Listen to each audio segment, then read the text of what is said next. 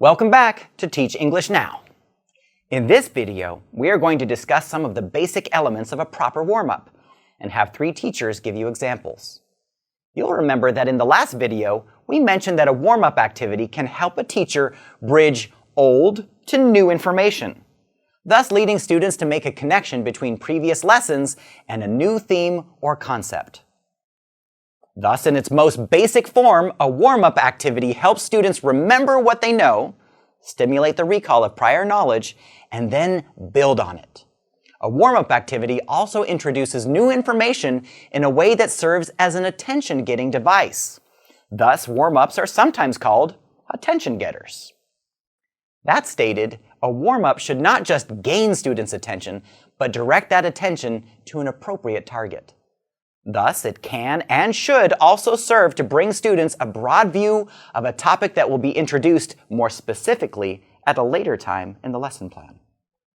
Good warm-ups are ideally intriguing to learners, at least in the sense that they can give information in a way that invites curiosity and elicits prediction activities.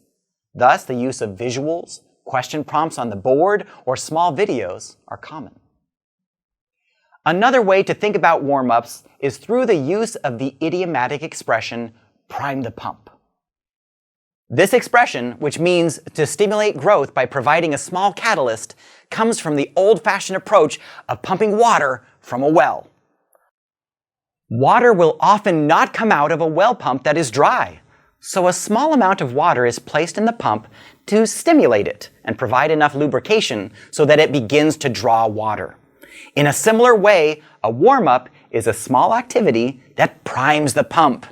In other words, a little activity, like a little water, activates, intrigues students, and activates background knowledge, giving them better access to all they know on a particular topic.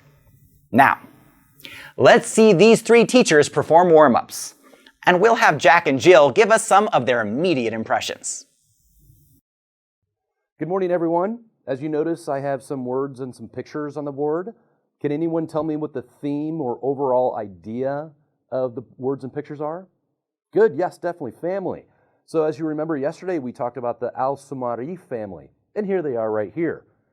So we have some vocabulary on the word. We've got mother, father, son, brother, daughter, and sister. Could someone tell me what a mother is? Good, okay. So where's the mother here? Picture 1, 2, 3, 4, or 5. Excellent. We have mother with picture 2. We'll put her right here.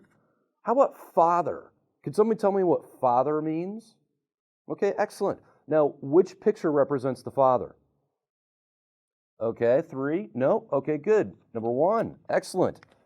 So, what is a son? Could someone tell me what a son is? All right. Excellent. Which picture represents son? Okay, good.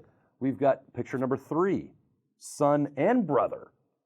Now, what about daughter or sister? Which one is that? Picture number 4 or 5? That could be both, but let's go with number 4. All right. Okay, so I've got some vocabulary words on the board. And do you recognize any of these words? Okay, problem, definitely. What is a problem? Problem's an issue, something difficult, really, something to overcome. All right. So today we're going to talk about family problems. What types of problems might a family have? Okay, not enough money. Yeah, that would be a problem. All right. Maybe not getting along with each other. Okay, that would be another problem. All right, so we have a picture of a little baby. Now, this is baby Jeffrey. How could Jeffrey be a problem in a family? Okay, now that's what we're going to talk about today. We're going to talk about problems that families have, especially with a baby named Jeffrey. Fantastic introduction to a lesson.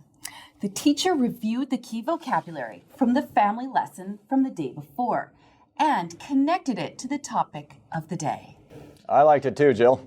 Fantastic board work. I like how he paired vocabulary words to pictures. Visually interesting.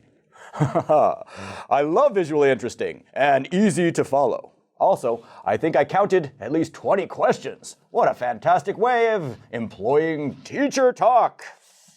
It might have been a bit too much teacher talk, Jack. You can't have too much teacher talk. No, a little bit too much. Okay. Maybe he could have had his students work in pairs and come up with answers to these questions themselves first. Oh.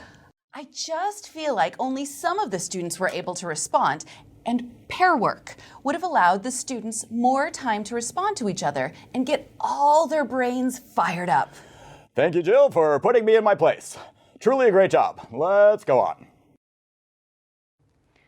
Okay, welcome to class, everyone. Today we are going to talk about problems.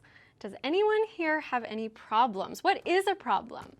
Let me show you a group of pictures and you tell me if this is a problem or the opposite. What is the opposite of a problem? A benefit. Good, a solution. Yes. So let's discuss whether the pictures show a problem or a benefit. Okay, let's begin. All right.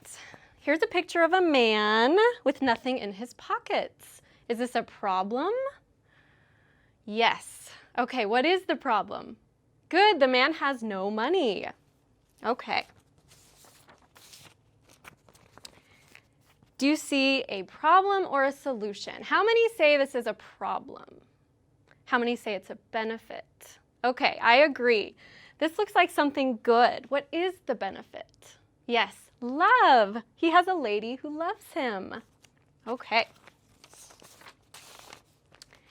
Is this a problem or a benefit? How many say a problem? How many say a benefit? I think I agree that because this man is smiling, it would be a benefit. But what is the benefit? Children. Okay. How about this one? I thought children were a benefit, so why is this man frowning? Is this a problem? It is. Why is this a problem? Okay, so we are going to learn about a problem named Jeffrey. Can a baby be a problem? Yes, we'll learn more in a second. More fine work in my view. The teacher used a different technique, but she brought in pictures to help students understand the meaning of the word problem. Very true, Jill. She has a great knack for making students want to learn more. I do have one question, though. What's that, Jack? Well, I just wish she had connected the current lesson on problems to any of the ideas or concepts from the last lesson. I think that's right. Let's go to Teacher 3.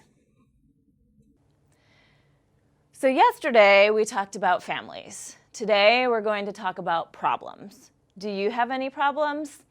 I have lots of problems. I don't get paid enough as a teacher. I have to work all the time after school, and I have to grade your assignments. Man, it is not easy being a teacher, I can tell you that. Yikes. This teacher introduces the theme by getting uncomfortably personal. You know all about that. Nothing wrong with personal stories, if they're appropriate. But I'm going to have to call a foul on this one, Jack. Absolutely. Ooh, let's give her a yellow card for inappropriate sharing. Well, there you have 3 examples of warm-ups. What did you think? While they may not be needed in every lesson, warm-ups are an important part of a lesson that helps students make connections with prior learning and get students excited to learn new things.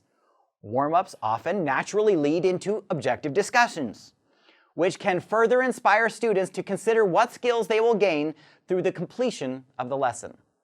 We'll talk about objective discussions in our next video. See you then.